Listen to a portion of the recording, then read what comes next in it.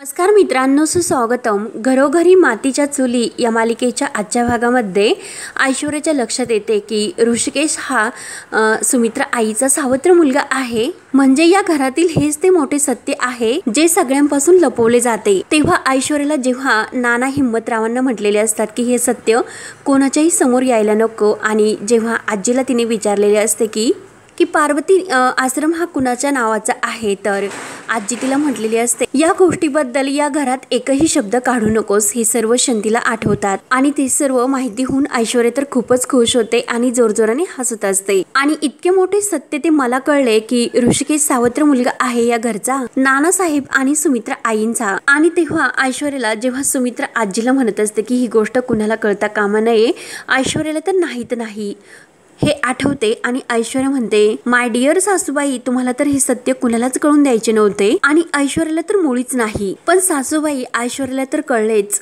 आणि खूप जोराने हसते. माझ्या हातामध्ये किती मोठा बॉम्ब लागला, इतके मोठे रणदिव्यांचे हे सत्य कळले. आणि एक चेस हातामध्ये घेते, एकच दुवा मला शोधायचा, आणि तो म्हणजे नानासाहेबांची पहिली बायको. त्यानंतर इकडे घरातील सर्वजण बसलेले असतात, तर ओवी ही जानकी आणि ऋषिकेशच्या लग्नाची पत्रिका बघून खूपच खुश होते. आणि वाव, आईबाबांच्या लग्नाची पत्रिका. तेव्हा ऋषिकेश म्हणतो की नाना, घरातल्या घरात लग्न आहे, मग इतर पत्रिका वगैरे कशाला? तर नाना म्हणतात की नाही, लग्न करायचे आपल्याला, तर ते अगदी धूमधडाक्यात.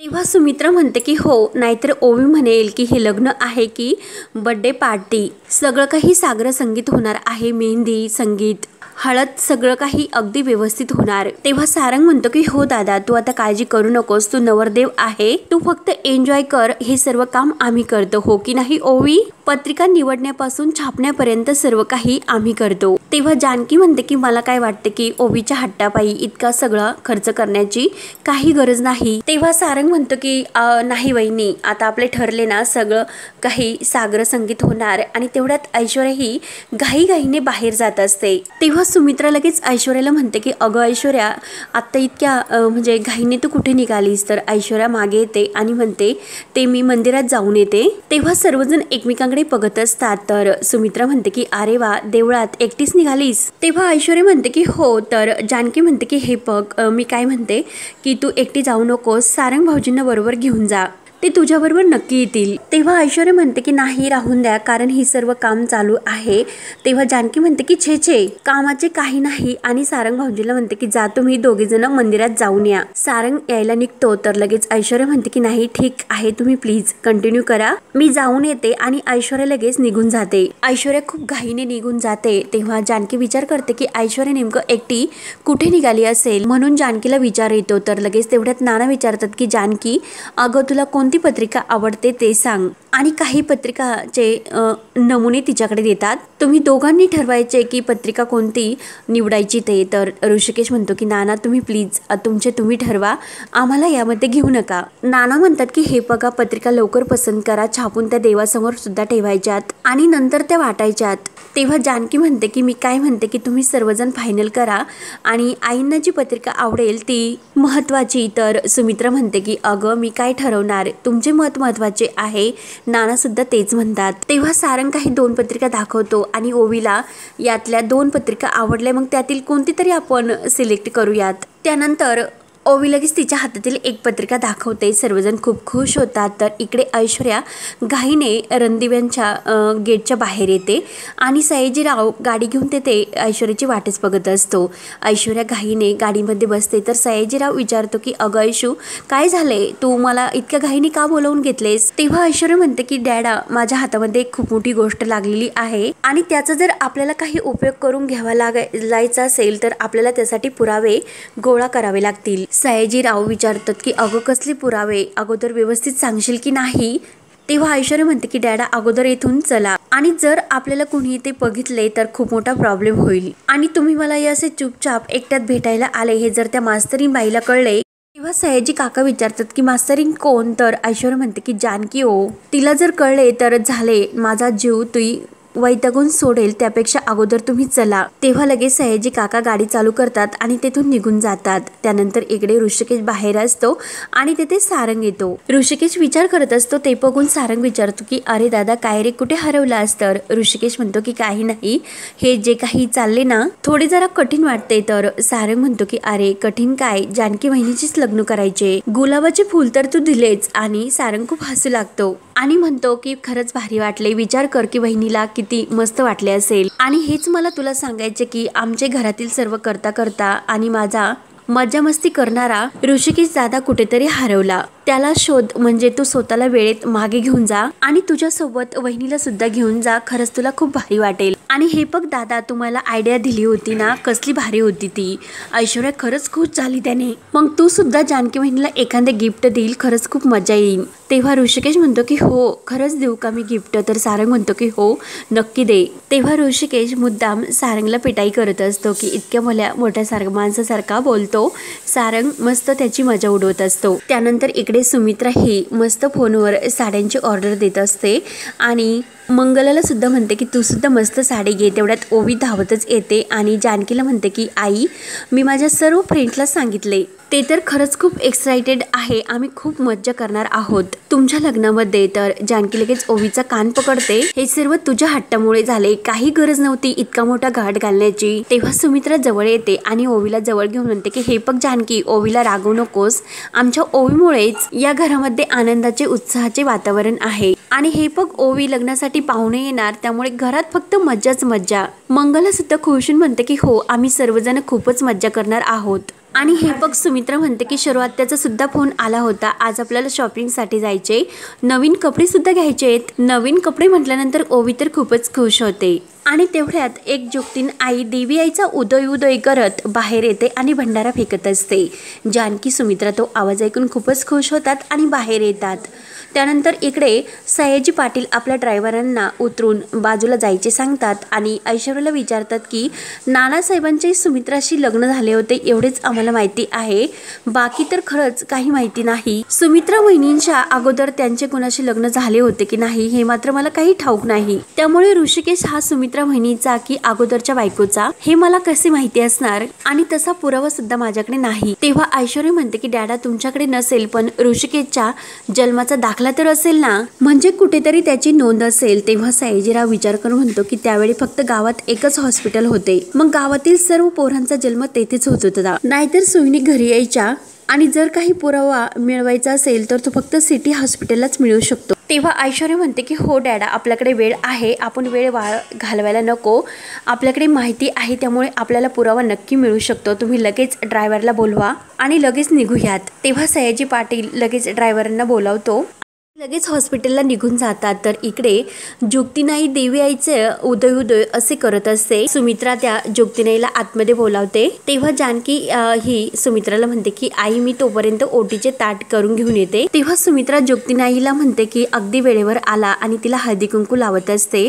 घरामध्ये मंगल कार्य आहे, म्हणजे या मंगल कार्यासाठी आम्हाला सुद्धा देवीचा आशीर्वाद मिळणार, आणि जोगतीनाईला ती नमस्कार करते। तर जोगतीनाई सुद्धा सुखी राहा म्हणून भरभरून आशीर्वाद देते। सुमित्रा ओवीला सुद्धा नमस्कार करण्यासाठी सांगते। तेव्हा मंगला सुद्धा नमस्कार करते आणि जानकी तेवढ्यात ते ताट घेऊन येते। तर सुमित्रा म्हणते की तुम्ही बसा, मी तुमच्यासाठी काहीतरी खायला घेऊन येते, म्हणून मंगला आणि सुमित्रा किचन मध्ये जातात आणि ओवी सुद्धा। तेव्हा जानकी ही जोगतीन आईला हळदी कुंकू लावते आणि तिची ओटी भरवत असते।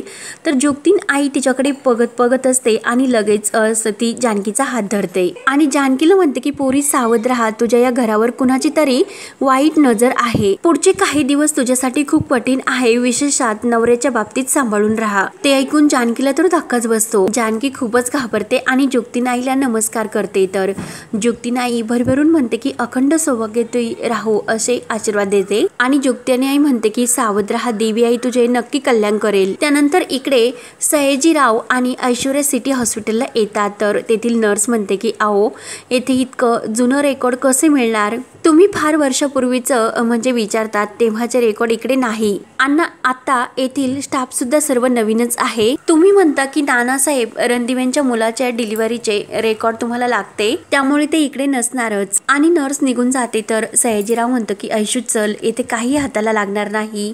असे वाटते म्हणून ते दोघे जायला निघतात आणि तेवढ्यात तेथे एक माणूस म्हणजे जग्या बसलेला असतो आणि तो आपल्या हाताची मूठ घट्ट पकडतो आणि लगेच म्हणतो की माझी मूठ उघडा, जे शोधत आहात ते तुम्हाला नक्की मिळेल. तर सयाजीराव ओळून मागे बघतात आणि काय रे जग्या ना तू? तेव्हा जग्या तर खूपच खुश होतो, म्हणजे तुम्हाला ओळख आहे तर असणारच तुम्हाला ओळख, आणि त्यांच्याजवळ येतो परंतु तो दारू पिलेला असतो. जग्या म्हणतो की मी तर तुमच्या कामाचा माणूस आहे, पण अगोदर माझी मूठ उघडा. तर सयाजीराव ओरडतो आणि काय रे जग्या कुणाकडे पैसे मागतोस तू? तेव्हा जग्या म्हणतो की सयाजीराव विखे पाटलांकडे.